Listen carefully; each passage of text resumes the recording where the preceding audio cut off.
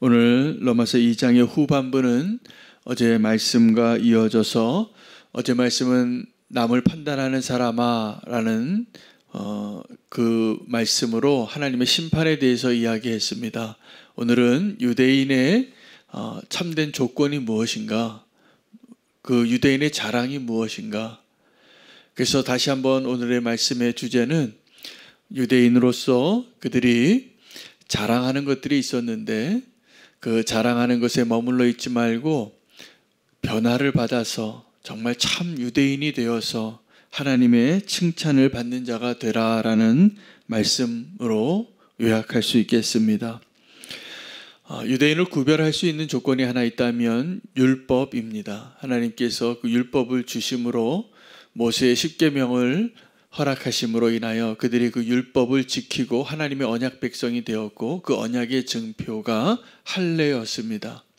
그 할례를 가지고 살아가는 그 자신들이, 유대인들은 늘 어디에서 흩어져 살아도 내가 하나님의 백성이다 라는 그 자부심 때문에 이 민족이 정말 탁월한 민족이 됩니다. 지금도 유대인들은 그렇게 탁월한 면을 가지고 있습니다.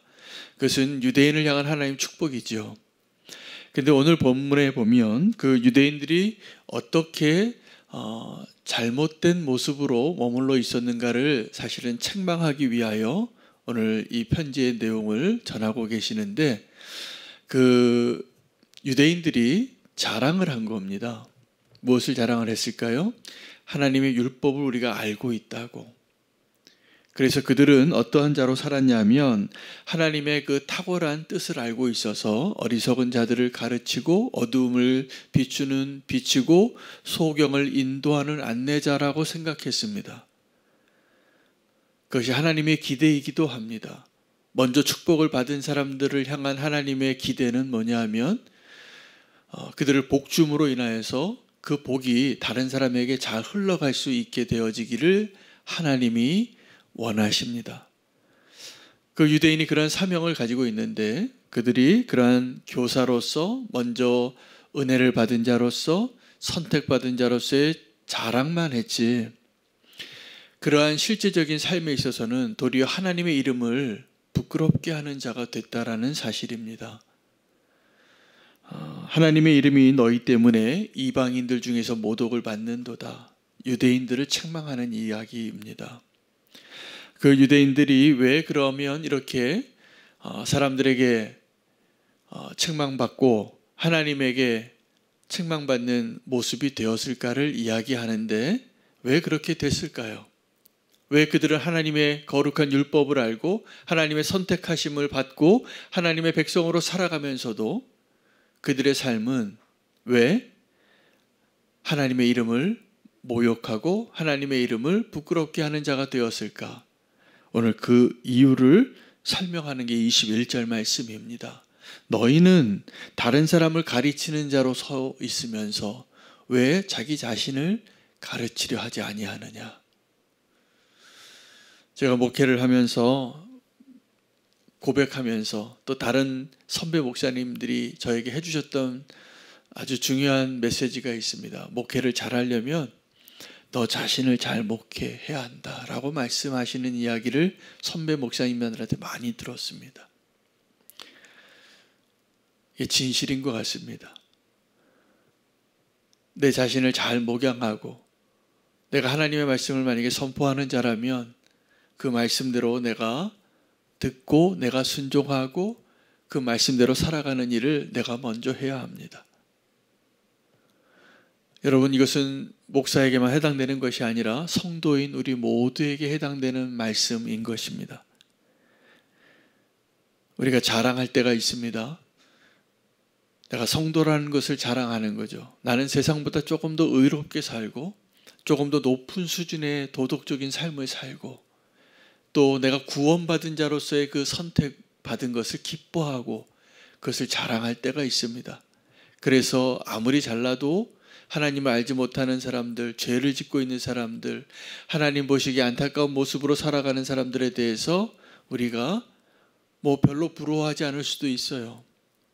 근데 더 중요한 것은 오늘 우리가 이 유대인들의 참 유대인들의 조건에 대해서 이야기하고 있는 이 말씀, 오늘 이 말씀을 우리는 어떻게 해석해야 하냐 하면 우리는 과연 참 성도인가?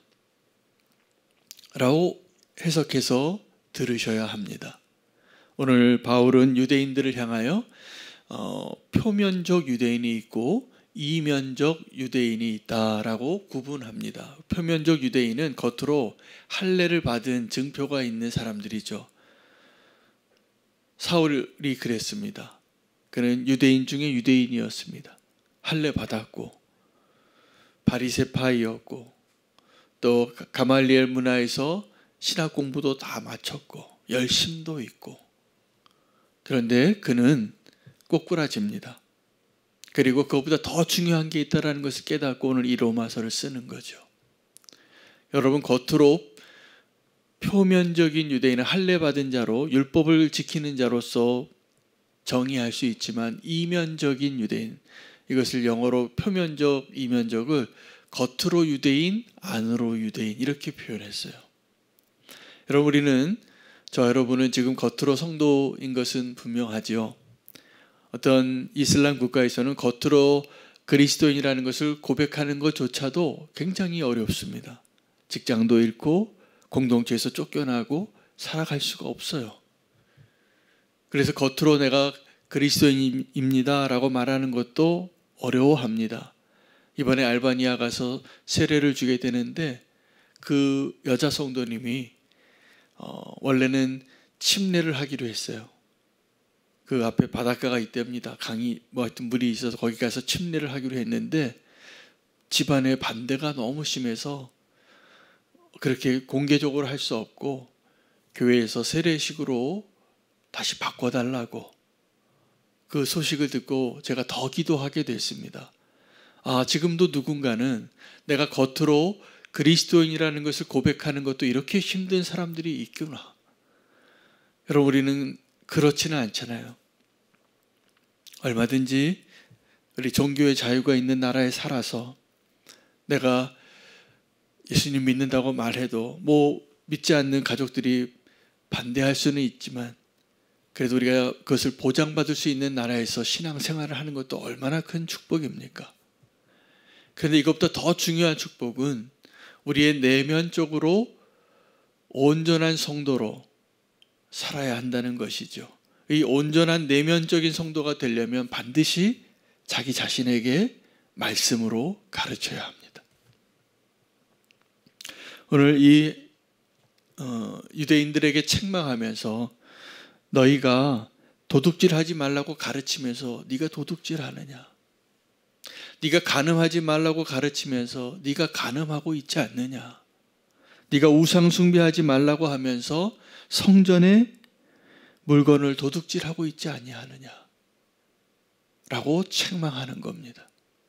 그래서 그 이방인들이 율법을 잘 지키지 못하는 이 유대인들을 도리어 책망하리라 라고 기록하고 있는 겁니다. 예수님께서 믿음이 좋은 백부장을 만났잖아요. 그 믿음이 좋은 백부장을 만나고 깜짝 놀라셨어요. 내가 아브라함의 후손 가운데서 이런 믿음 못 봤다고.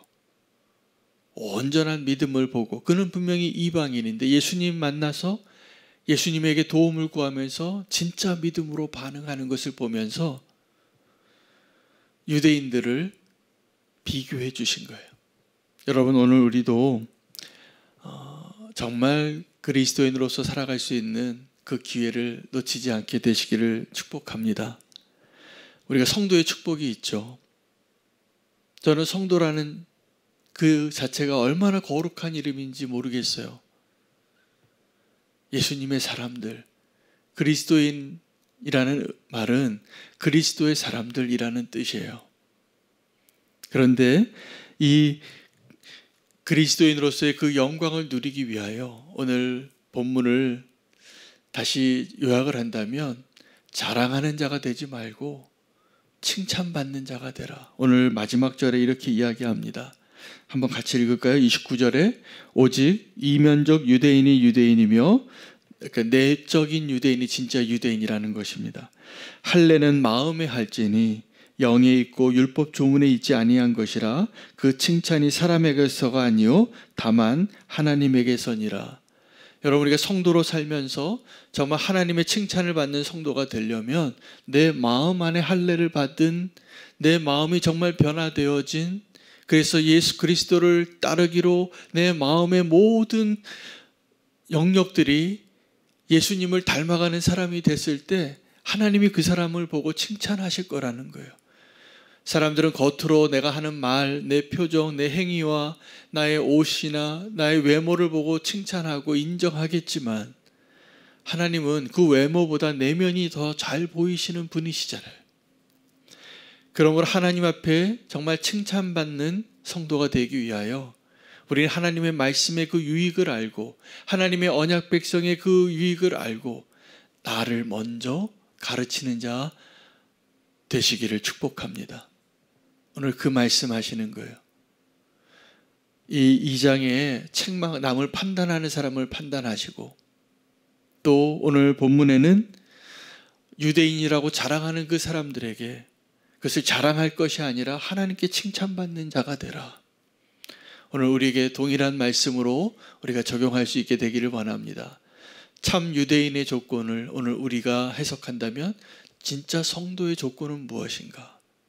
하나님의 말씀을 알고 자랑하는 것이 아니라, 내가 성경 몇 독했다고 자랑하는 것이 아니라, 한 구절을 가지고도 그 말씀대로 내가 살고 있다는 것을 하나님께 인정받고 칭찬받을 수 있는 그 모습으로 살라는 것이죠. 여러분, 말씀 하나를 붙잡고 그 말씀을 묵상하고 그 말씀대로 살려고 노력하면 시냇가에 심겨진 나무가 됩니다. 시냇가에 심겨진 나무가 됩니다. 풍성한 열매가 맺어질 것입니다. 오늘 참된 성도로서의 삶을 살기를 원하시는 하나님의 그 말씀 앞에 서서 우리의 삶이 변화되어지고 내 자신에게 내가 말씀대로 적용할 수 있는, 그래서 하나님께 칭찬받을 수 있는, 성령의 인도하심을 받는 그러한 한 분 한 분 되시기를 축복합니다. 오늘 말씀 붙잡고 기도